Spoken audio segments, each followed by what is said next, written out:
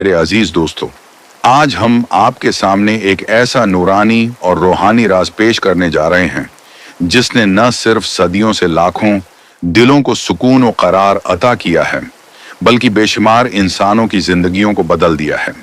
ये राज है दरूद इब्राहिमी का, वो दरूद जो हमारी नमाजों का भी हिस्सा है और जिसे इम्ति मुसलमा के हर फर्द ने अपने ईमान और इबादत का लाजमी हिस्सा बनाया हुआ है।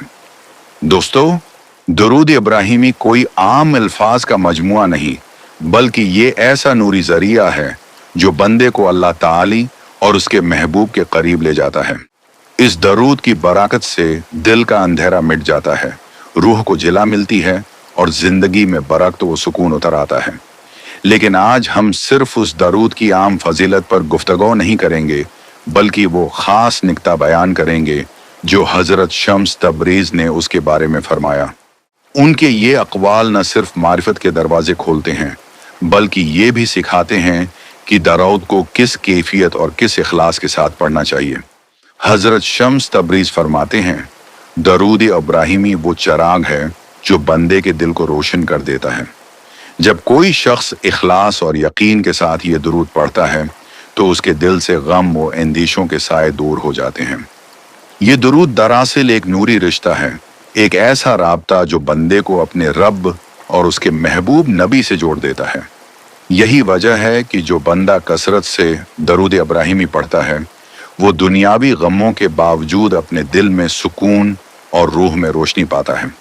हजरत शम्स तबरेज मजीद फरमाते हैं, ये दरूद सिर्फ जबान से नहीं बल्कि दिल की गहराइयों से पढ़ा जाए, क्योंकि जबान के अल्फाज अगर दिल की कैफियत के साथ ना हों तो उनका असर कम हो जाता है। लेकिन अगर दिल में इश्क के रसूल की आग जल रही हो और बंदा आजिज़ी के साथ ये दरूद पढ़े तो उसके और आसमान के दरमियान फासले मिट जाते हैं। दोस्तों, ये दरूद सिर्फ दुआ की कबूलियत का जरिया नहीं बल्कि दुआ के दरवाजे की चाबी है। हजरत शम्स तबरेज ने फरमाया कि दरूद इब्राहिमी पढ़ने वाले की दुआएं रद्द नहीं होती, बल्कि उनके लिए आसमान के दरवाजे खोल दिए जाते हैं। यही वजह है कि औलिया अल्लाह ने हमेशा दरूद को अपनी जिंदगी का लाजमी हिस्सा बनाया। मजीद बरकत ये हैं कि जो शख्स अपनी सुबह व शाम को दरूद इब्राहिमी से मुज़ीन करता है, अल्लाह ताली उसे बीमारियों और मुसीबतों से महफूज रखता है, उसके रिज़्क़ में बरकत अता फरमाता है और उसकी तकदीर को संवार देता है। ये दरूद एमाल को रोशन कर देता है और गुनाहों की तारीकी को कमज़ोर कर देता है। हजरत शम्स तबरेज फरमाते हैं, दरूद इब्राहिमी वो जंजीर है जो बंदे को दुनिया की कैद से आज़ाद करके अल्लाह की मोहब्बत में बांध देती है। ये कलमात इंसान को आजिज़ी सिखाते हैं, गुरूर और तकब्बुर से दूर कर देते हैं, और आजिज़ी ही वो सिफत है जो अल्लाह की रहमत को अपनी तरफ खींच लाती है। मजीद ये कि हजरत शम्स ने फरमाया, अगर चाहते हो कि तुम्हारे घर में सुकून और बरकत नाजिल हो तो अपने घर में दरूद इब्राहिमी की महफिल कायम करो।